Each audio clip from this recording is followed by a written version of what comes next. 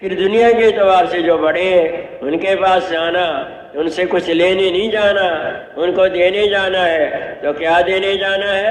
نبی صلی اللہ تعالیٰ علیہ وسلم کی محنت۔ جیسے نبی صلی اللہ علیہ وسلم سب سے اشرف، سب سے اکمل، سب سے افضل ہیں، جس محنت کو لے کر آئے ہیں، یہ تاجروں کی محنت سے، یہ ڈاکٹروں حکیموں کی محنت سے، یہ وکیلوں اور ججوں کی محنت سے، یہ زمینداروں کی محنت سے، یہ مزدوروں کی محنت سے، سب محنتوں سے افضل ہے۔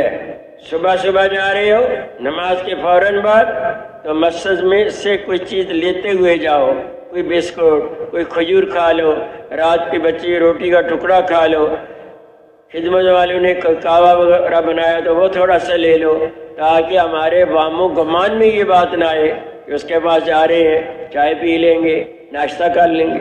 وہ لوگ ایسے کام کرتے رہتے ہیں، لیکن پھر ہماری بات میں کوئی وقت نہیں رہے۔ چلے گئے، بیٹھ گئے، کیا حال ہے، خیریت ہے، اللہ نے آپ کو دنیا میں عزت دی ہے، ہم چاہتے ہیں کہ اللہ آپ کو دنیا آخرت کی عزتوں سے نوازے۔ تو اللہ نے دنیا آخرت کی عزت کو دین کے ساتھ جوڑا ہے، اور دین اس محنت سے آئے گا جس محنت کو نبی صلی اللہ علیہ وسلم لے کر آئے۔ اور یہ محنت بڑی مبارک محنت ہے، یہ محنت اس بات کی محتاج ہے کہ اس کے لیے وقت کو فارغ کیا جائے۔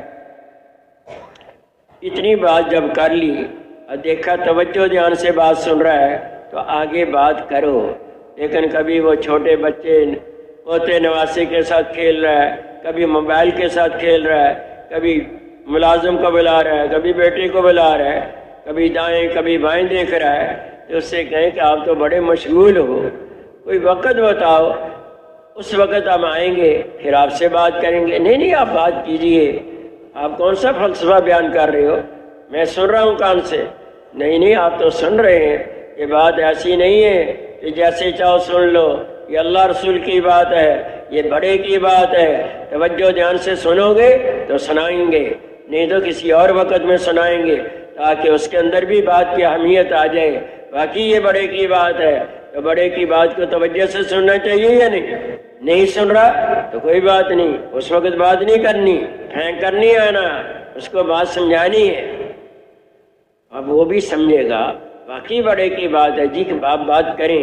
اب اس کے سامنے اس محنت کی اہمیت دیکھو، میرا تمہارا متفقہ عقیدہ ہے کہ نبی صلی اللہ علیہ وسلم کے بعد کوئی نبی نہیں آئے گا جو اس بات کا دعویٰ کرے گا وہ کذاب ہے، وہ دجال ہے۔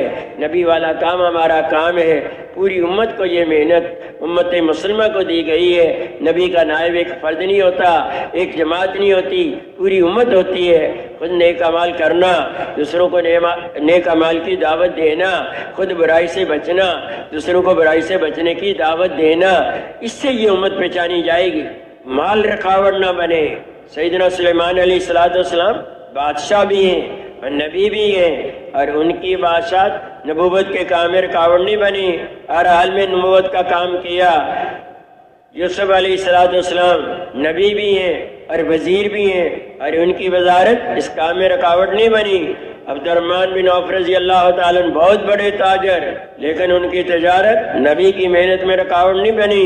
وائل بن حجر رضی اللہ تعالیٰ عنہ یہ یمن میں حضرت موت کے بہت بڑے چودھری تھے، آئے نبی علیہ السلام کی خدمت میں اپنی چادر بچھا دی ان کے بٹھانے کے لیے، لیکن وہ چادر پر نہیں بیٹھے، چادر کو لیا، لپیٹا، چوما، نبی علیہ السلام کو دے دی۔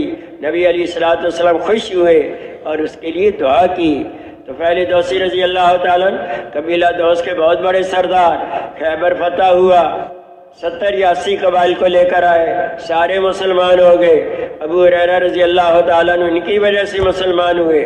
لوگ ابو ہریرہ رضی اللہ تعالیٰ عنہ کو جانتے ہیں، ان کو نہیں جانتے، یہ اس کے سامنے رقم۔ پھر وہ بعض دفعہ وہ لوگ کہہ دیتے ہیں کہ ان کے ساتھ تو نہیں کوئی مل سکتا۔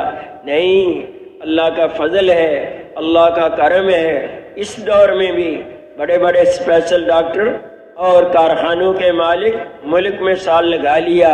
یہ ہماری ذمہ داری ہے، یہ محنت ہے، ہم نے کرنی ہے، اس کے لیے آپ بھی تیار ہو جائیں۔ ہمارے ذہن میں یہ بات نہ ہے اتنا بڑا محل، اتنی بڑی کوٹھی، ہر کمرے میں قالینیں بچھی ہوئی، صوفے رکھے ہوئے اور آسائش کا سارا سامان ہے، یہ کیسے نکلے گا؟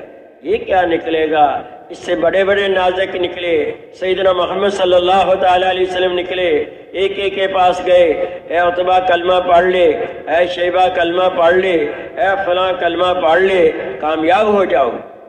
تو نکالنا، نکلے گا تو کام سمجھ میں آئے گا، نہیں نکلے گا تو کام سمجھ میں نہیں آئے گا۔ وہ کہتا ہے کہ آپ کی بات بہت اچھی، میرا دل بھی چاہتا ہے، لیکن حکومت نے کچھ کام میرے ذمہ لگائے ہیں۔